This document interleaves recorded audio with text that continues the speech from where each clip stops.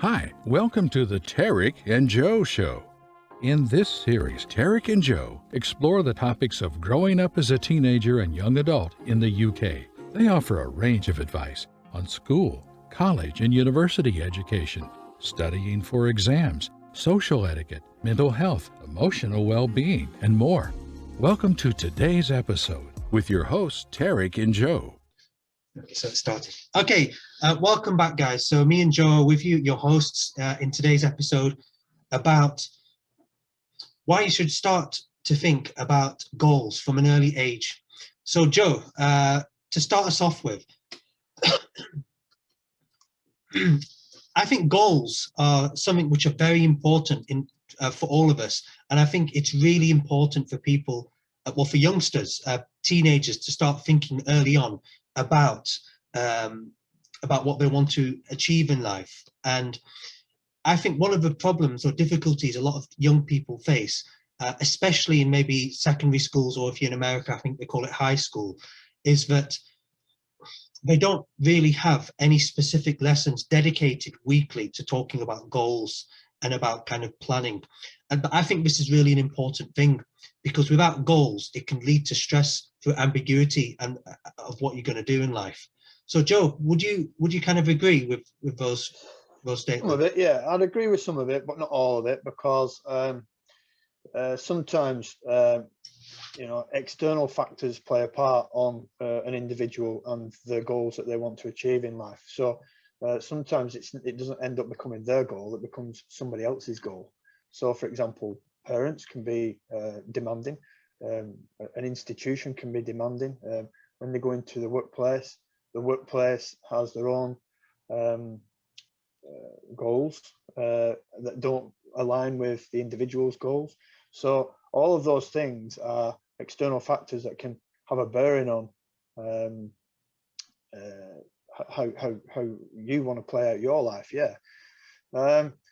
So I don't always go in for that idea of like you've got to pinpoint and have it nailed on from a young age what you want to do for the rest of your life. Yeah. It didn't happen for me. It didn't happen for me. But I do take on board what you're saying about like in school, they don't do enough of that, sitting down with you and talking about what your career opportunities are. I remember being marched into a room 2 or 3 times, told to come up with 3 or 4 ideas of jobs that you might want to do, and off you go. Well, it doesn't work like that, because at 14, 15 years old, you still don't have a clue about what the outside world it consists of. You don't really know what you want to do as a job, and it took me many years to get by that myself. And what helped me was working in lots of different jobs in lots of different environments, and also a bit of traveling to other cultures. And I was able to come to a point where I decided that actually, a career in sport, a career in education was for me. But that wouldn't have taken place if I'd have gone off and done some pre-planned sort of career at the 18. I don't think, looking back on reflection, that would have happened for me. So I've had lots of discussions with students about that recently, in the last few years, about that it's okay if this degree is not for you, or it's okay to think that this career path is not for you. You can change. So that is where it's important in terms of goals to have some alternatives lined up. You've got to have some sort of like alternative agenda, or some a series of different jobs that you might want to approach. So if one doesn't work, then you can try another one. Yeah. And I would always encourage young people to do that. But I mean, you've got some interesting points, Joe, that in terms of when you do something, especially in school, it's not really for the rest of your life.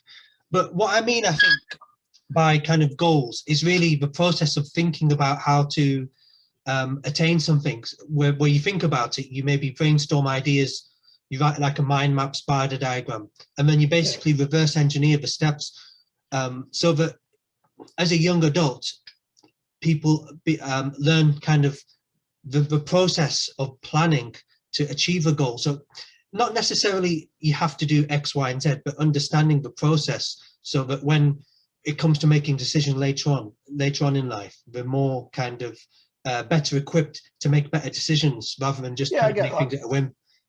I get that. Yeah, I totally agree with that. But you've got to understand that sometimes if some individuals, if the process doesn't work or there's a particular step that they can't overcome, then that leads to some problems. You know, there's some anxieties and mental health problems arising because young people are not able to see that actually there's a barrier here and I can't get beyond it. So perhaps what you're trying to say is if things are planned out and there's some alternative arrangements to get around that in place, then that could help them. Yeah. I remember, and this is quite by chance really. I remember doing an assignment in my final year of my undergrad degree, and it was about this kind of topic about career planning. And we were charged with the task of researching 2 career options that you might want to take. And I've revisited that recently, and I looked at it, and it was astounding that actually, although that was 12 years ago, I've actually lived that out now and actually played it, because I wrote it down and I saw it, and what the main point that you could raise from that is, if you see it, it could happen. If you write it down and you actually see it in front of you, then it's more likely to happen. So the 2 jobs that I had in mind were, one was to be a school teacher and the other one was to work in university as a lecturer.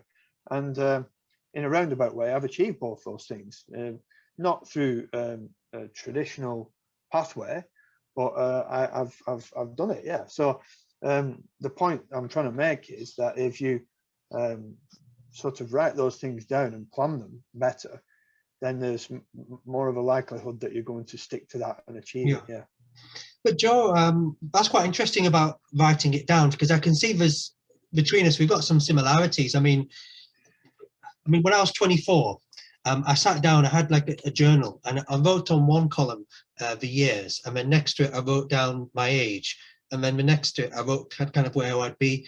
So at the time I wrote from 24 all the way down to 60, and literally just looking on your paper, I was thinking, wow, your life is on paper, just goes very quickly.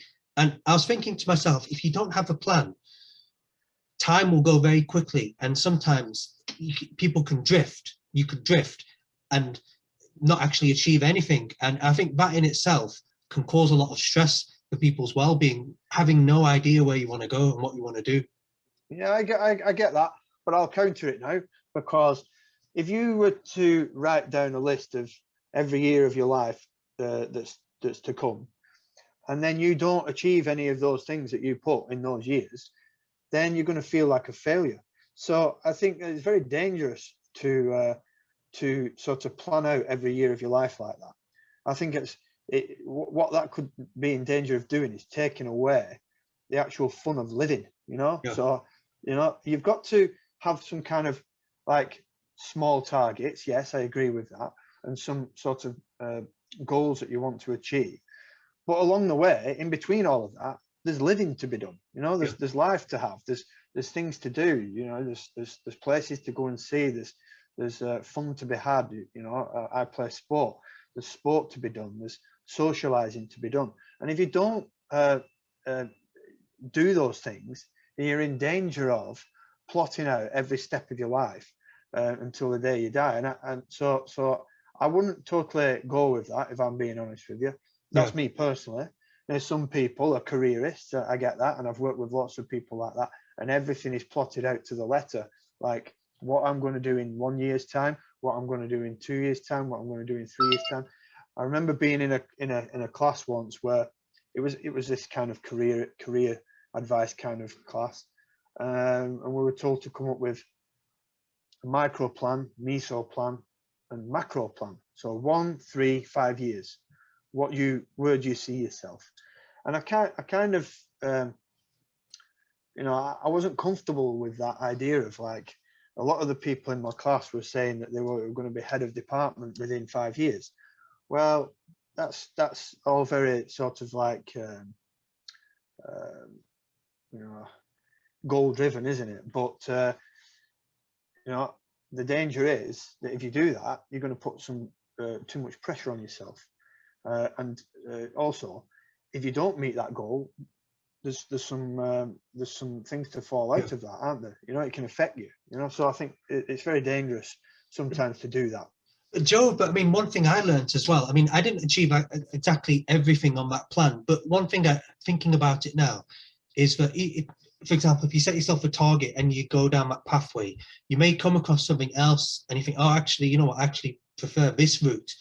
So I think that's okay, because you're going down a path and then you pivot somewhere else. But I think that's okay, yeah, but I think that can sometimes come because you're going down a particular path. But you mentioned about putting stress on yourself. I think stress sometimes is a good thing, not too much, not too little, because too much can cause problems and too little can cause drifting. And that in itself, I think, because one thing you probably know this better than me, Joe, is that when I've spoken with a lot of students in college, and I've said to them, what do you want to do in the future? What are you going to do this year when you finish? And say, oh, I don't know. I mean, I think that can be quite stressful, because not knowing is stressful in terms of not having a plan.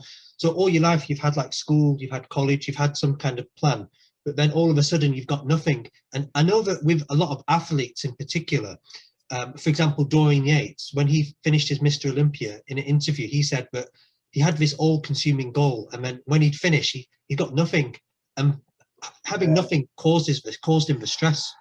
That's a common thing for sports performers who've been at the top. They've been adulated by lots of fans. They've been in stadiums with lots of that are packed with lots of people, all like cheering their name.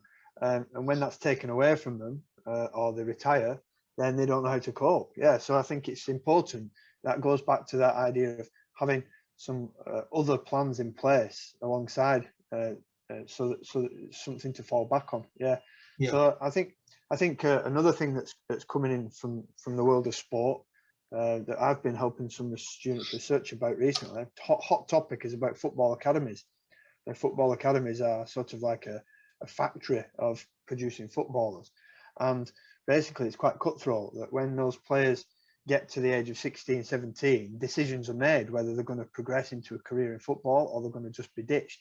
And some of the football clubs are quite ruthless about it, and they're having to address these issues now, because they've caused lots of problems for young boys in particular, with lots of mental health fallout from that. So that's where football academies need to have or offer some alternatives for these youngsters as well, so that when they make these ruthless decisions, there's some safety net for them. So the common one is to offer some kind of educational course alongside the football. But could it be where they're encouraged to go and get some work experience in something else as well? So, I mean, a friend of mine in Australia, when he was a trainee in a professional rugby club, alongside his training, he would go and work as a window fitter. So he's got some real world experience alongside learning to be a professional sports star. So I think that's important. I mean, in my degree, I was doing a degree in sports coaching. So I was doing lots of hands-on coaching alongside the theoretical stuff. So it goes back to this idea of having lots of different things ongoing at the same time, because you're learning these transferable skills that we keep relating to. Yeah. I think that's important what you're saying. Yeah, because I mean, especially, I mean, you can see a lot of it in sport, and I 100% agree that with footballers, I think it's really sad that they focus so much on that one thing, and like you said, if it doesn't work out, or when it doesn't work out, they've got nothing. So I think in terms of, it's good to have kind of acquire some good skill sets which you can use. I think in our job, Joe, because we're teachers, we've got loads of transferable skills. I mean, that's a definite bonus of this kind of sector of working, isn't it? That we can go and help young people and in lots of different ways.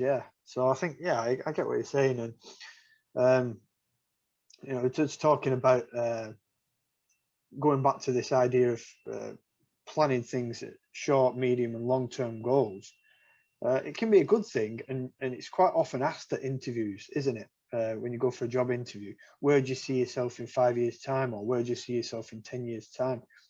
And I think that's to pull out this idea of, do you know what you want to do in life? Because if you don't have a half a plan, then I don't think employers are going to favour that, are they, at all? Yeah. So yeah, it's about, it all draws into line with this idea of continuous development. From us, from an educational perspective, it's about learning for life, isn't it? Yeah. So yeah, I'd like to think that through the work that I've done before becoming a teacher, my experience of traveling in other countries has helped me gain an understanding and become a better educator, because those things have educated me up to this point. Yeah. No, that's some good points there. But if you could go back to, say, your 20-year-old self, 25-year-old self, and have a word, speak to yourself retrospectively, what would you say in terms of just general life advice and goals and things? I think it's just focus, in it, and I think it's about focus, because at the time I was lost. I think I'd lost my way. I didn't think that the people in my employers, I didn't think my teachers at school, encouraged enough and give you that aspiration to go and do what you want to do. So I think it's like I lost my way a little bit. So I think if I was to go back, I wouldn't change a lot of the things I've done, because I think, like I said just now, I think they've developed me into the individual I am today in lots of different ways. I mean, it's taught me so many different things, such as working with others, understanding, sort of being disciplined in terms of time management and being efficient in a particular role. All those things help me in this work that I'm doing right now. But I would say, going back, the one thing is to be a bit more focused about things. I've lived my life, I appreciate, slightly different to young people who are students today, in that I didn't go on and have that natural progression to university straight away. I went off and did other things. And I have had those discussions with students recently. Lots of students that I work with, that's okay to do that. It's like experimenting and trying different things before you make a decision. We have lots of students on our courses where start getting a bit anxious and apprehensive about, am I on the right course to start with in first year? And it's a common thing in first year of any degree course, that you get a foundation and baseline knowledge provided to you, and you start to think, well, this isn't what I signed up to. But I always say to these students, stick at it, because in second and third year and beyond, you can start to tailor things and make options and decisions. And like you just mentioned, having a pivot, you can change course, and you can pick modules, for example, that you're more favoured towards. And that I suppose draws in line with perseverance as well, sticking at something. So like what I'm trying to say is that students in first year need to get beyond that first year, because it's often quite the toughest year as far as I'm concerned. And then you start to pick up modules and elements of the degree that you want to go down. I mean, my own situation was when I was doing my PGCE, for example, when I was training to be a teacher, I assumed that I would just go and work with I wanted to work with the high flying students who were just doing really well all the time, and I won't have any problems then with having to deal with behavior management and that kind of thing. But then when I got into the role and started working with learners who were struggling, I found that was more satisfying and rewarding for me. So you mustn't make assumptions about things before you go into something. So I've then gone on and worked with students in lots of different settings who've got those difficult backgrounds, who've got some learning problems, and I find that is more rewarding for me. So this notion that I had initially of wanting to work with just the best students, the cleverest students, the high flying students, is wrong. And I do see a lot of teachers making the same mistake. So I think I quickly changed tack, and I've now forged a career working with students who are struggling, and I using my coaching background and my coaching experience, I find it far more satisfying. Yeah. Yeah, no, that's a really interesting point. And I think as well with helping people who are maybe they've had barriers when they achieve something, the distance traveled. So, for example, them getting a C, but they've come from very difficult circumstances, is really worth more than someone getting an A who's got everything kind of in place. We talk about that as called value added. So Yeah. what value have you added to that individual, or what have they added to themselves? Yeah, so that's more important, isn't it? Yeah. I mean, we've got some students at university, if they end up achieving a third-class degree, that is a fantastic outcome for them, and it's okay to accept that, you know. But some people are not comfortable with that because it's all about targets and high flying scores all the time. Well, it can't be, because some people, to get a third-class honours degree is a great outcome, and so that needs to be taken into account as well. Yeah, I think that's a really valid point. That, you know, I think comparison is a killer, isn't it? Is a killer of happiness if you compare, you know, to others. I mean, one thing I would say to myself, kind of to quote Brian Tracy, I remember he said once, reading in one of his books, I think it's Eat That Frog, he said, the futurity of decision is the key to measuring the value. So in other words, basically, what impact will your decision have on the future? And when I kind of make decisions now, I try and take that stance. If I make this decision, what will the outcome be on the future? And I think what it does, it kind of filters out and eliminates a lot of bad decisions. So basically, you do action which has a best result on the future. Yeah. But when you're young and inexperienced, then you've got to understand that it's okay to make bad decisions as well, because that's part of learning, isn't it? Yeah. You know, I've gone through failure lots of times. I'm pretty sure you have. And if you learn from that, that's the key. If you learn from it and reflect and develop, then failure in that regard is a good thing, because it teaches you and helps you. So many people out there are afraid of failure, you know, and they're not able to make take a chance on things, because that holds them back, because they're afraid of failing. Yeah. And sometimes you're never going to have success unless you take a plunge on something sometimes. Yeah, 100% agree. Have a go at something, yeah. 100% agree with that, yeah. Because I think people are scared to fail. I mean, I failed lots of things which I've tried, and I think it's a good thing to fail. Like you said, how you view it. If you learn something from it, you develop. It's not a failure, it's a lesson. Yeah, exactly. I mean, another analogy might be from sport was Michael Jordan. Talking about, I mean, he's one of the greatest sports stars, like sporting icons has been, talking about how many times he missed the basket. You know, nobody mentions that. I mean, he might have scored so many points, 30,000 points or whatever it was in his career, but it's all the misses that made him a better player. That's what he talks about. It's like you have to go through that failure to get better. Yeah. But do you know? I don't know what it is about kind of. I think we're naturally kind of wired to remember the bad things. So, for example, if we do something really well, but there's one little mistake, I think our brains are wired to focus on the negative.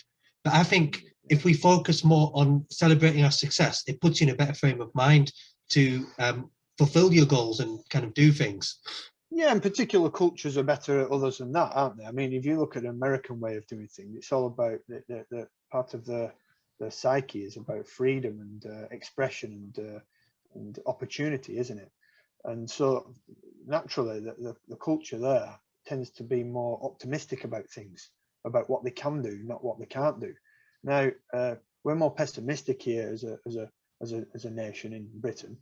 And we sort of like look at what we can't do rather than what we can do. I take that from a book I'm reading at the moment called Learned Optimism by a guy called Martin Seligman.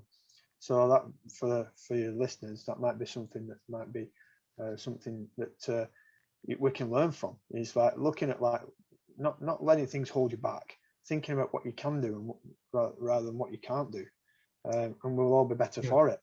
Yeah, because Joe, I read somewhere that, you know, people who are optimistic, people who are positive more about things, they actually enjoy better health as well. Yeah, makes sense, doesn't it? Yeah, makes Yeah. sense. I mean, you know, I'm relating things to my own situation. First half of my life, I would definitely say that that held me back.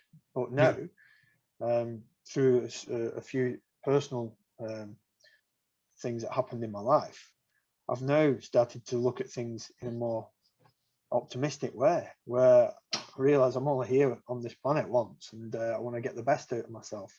So that's why that explains how I operate, and how I want to get better at everything, and change things for myself and for society. Yeah. So that's where that comes from. It might not be the case for everyone else, but I think if we relate this to education and to students, it's about thinking again about, like, you know, what opportunities can you have and what can you do. Yeah, rather than focusing on what you can't. Yeah, you can achieve these things. Yeah. I mean, Joe, I mean, what I would say to maybe younger viewers, or even university students, in terms of goals, you don't think of maybe some grandiose, massive, long plan. Maybe think of something small you want to achieve to kind of build up your confidence of something. It could be like, okay, today I'm going to clean my house this morning. Tomorrow I'm going to wash my car. Tomorrow I'm going to do some reading for half an hour. And I think by doing that, I think you've mentioned as well in the past, doing small tasks, and when you tick it off your list, it makes you feel more positive, and it motivates you. Definitely, yeah. Let's relate it again to students and assignments. Ones that we're in the busiest period of the academic year now, and students are coming forward with these kind of issues, where everything is swamping them, and they're becoming overwhelmed by it. But the answer is to do things in small snack-sized portions. And say, for example, you've been given an assignment of 3,000 words to do. Sitting there and looking and thinking just the word 3,000, it can be overwhelming and daunting if you've not done that a lot before. So the way to do it is to split it up into little sections, 200 or 300 words at a time.